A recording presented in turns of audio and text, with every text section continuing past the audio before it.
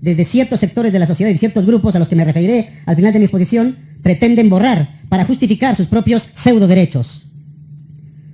La Convención Americana, el Pacto de San José de Costa Rica, también lo dice. Los padres, y en su caso los tutores, tienen derecho a que sus hijos o pupilos reciban la educación religiosa o moral que esté de acuerdo con sus propias convicciones. A la luz de esta cultura de los derechos humanos, no habría que revisar la Constitución mexicana, particularmente el artículo 3, y decir que esta Constitución no está en sintonía con los documentos internacionales protectores de los derechos humanos.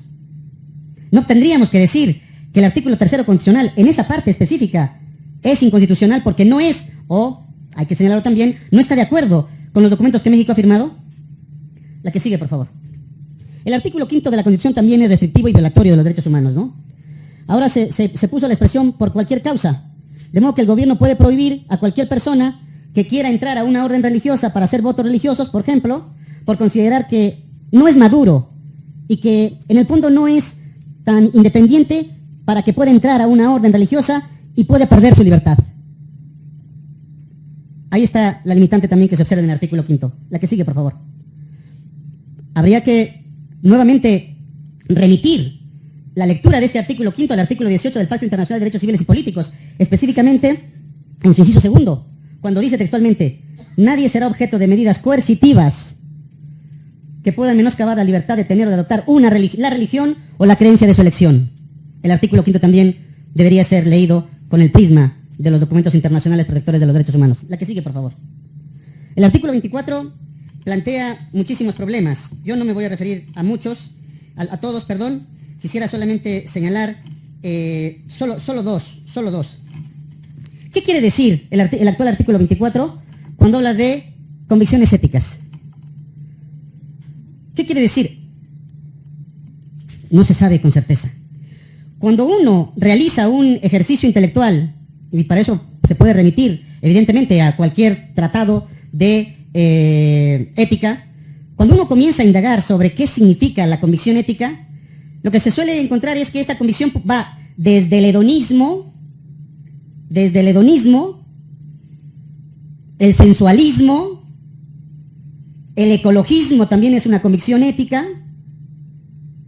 Y la pregunta que uno tiene que formularse es: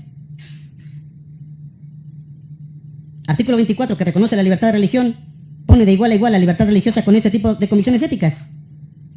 La segunda también es más grave o igual de grave que esta, porque por más que los legisladores introdujeron la palabra de libertad de conciencia, no se puede decir tajantemente que de ahí se derive el derecho de objeción de conciencia. La mayor parte de los teóricos de los derechos humanos pensamos que efectivamente se puede hablar a partir de la libertad de conciencia de esto, de objeción de conciencia, pero puestos a redactar la Constitución, y si efectivamente el interés del constituyente era reconocer la objeción de conciencia, se hubiera puesto el derecho de objeción de conciencia y nos hubiéramos evitado lo que acaba de hacer la Comisión Nacional de Derechos Humanos, que en lugar de proteger los derechos humanos, lo que hace es violentar los derechos humanos al imponer una acción de inconstitucionalidad, porque el artículo 10 bis de la Ley General de Salud reconoce el derecho de objeción de conciencia. La que sigue, por favor. El artículo 27 tiene que ver con los... No sé cuántos minutos me queden, señora moderadora. 5 minutos. El artículo 27 tiene que ver con las cuestiones de propiedad, pero me voy a quedar en el artículo 130. El artículo 130, ¿no? En primer lugar, textualmente dice que el Congreso es el único al que le corresponde regular en materia de culto religioso. O sea, es el poder político, nuevamente ese espíritu jacobino, que se impone a las religiones. Segundo. La que sigue, por favor. Otra limitante es el inciso C, que si bien no dice quiénes son los ministros de culto, porque esto le corresponde a las AR, sí puede llegar a limitar el ejercicio del ministerio, si el ministro en cuestión no reúne los requisitos que impone la ley, otra vez, la imposición religiosa, ¿no? Dos limitantes se observan en el inciso D. La primera es que, por la condición de ministro, no se podrá desempeñar cargo público. Adelante, por favor. En segundo lugar, los derechos políticos. Esto es una muestra clarísima del Estado violador de derechos humanos en materia de libertad religiosa llamado Estado mexicano. Y se podría enarbolar en las Naciones Unidas diciendo, esto es lo que somos. En materia de derechos políticos, en segundo lugar, los derechos políticos se ven fuertemente limitados, pues la condición de ministro solo les permite votar, pero no ser votados, hasta que haya dejado de ser ministro al menos durante 5 años. O sea, se condiciona la titularidad no, el ejercicio de un derecho se condiciona a que no sea ministro de culto, que haya renunciado.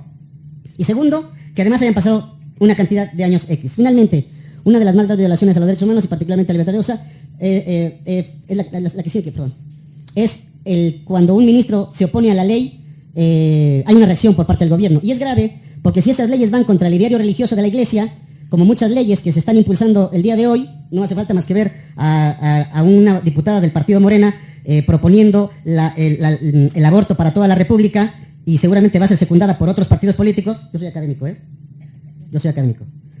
Están imponiendo y también incluso desde la Secretaría de Gobernación. La actual Secretaria de Gobernación está imponiendo una agenda que va contra el ideario religioso.